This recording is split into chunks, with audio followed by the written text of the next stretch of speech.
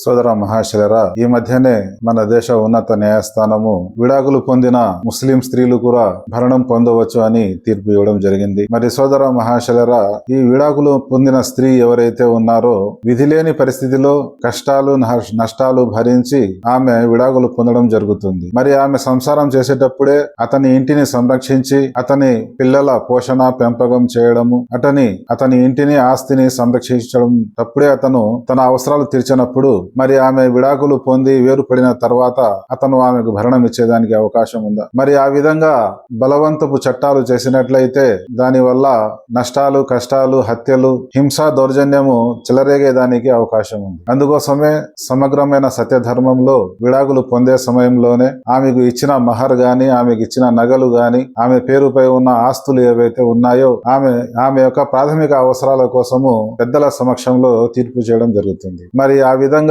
ఆచరించలేని చట్టాలు చేసినట్లయితే న్యాయ వ్యవస్థపై గౌరవం మసకబారేదానికి అవకాశం ఉంది. అధికారం ఉంది అని దేవుని హద్దులలో కలగజేసుకొని చట్టాలు చేసే ప్రయత్నం చేయకూడదని, మరి ఇప్పటికే ఎన్నో చట్టాలు చేసినప్పటికీ కూడా ఆ చట్టాలు అమలు కావడం లేదు. మరి వరకట్న నిషేధం చేసి మీరు ఎన్ని సంవత్సరాలు అయింది? చట్టం లేకుండా ఏ ఒక న్యాయవేది అయినా గానీ ఏదైనా గానీ ఒక పాలకుడు గాని ఒక ప్రభుత్వ ఉద్యోగం గాని చట్టం లేకుండా పెళ్లి చేసుకుంటున్నాడా? మరి ఇటువంటి అనవసరమైన చట్టాలు చేయడం వల్ల ప్రజలకు కష్టాలు బాధలు తప్ప మరి ఎటువంటి ప్రయోజనం కలగదని న్యాయమూర్తులు గమనించాలని తెలియజేసుకుంటున్నా.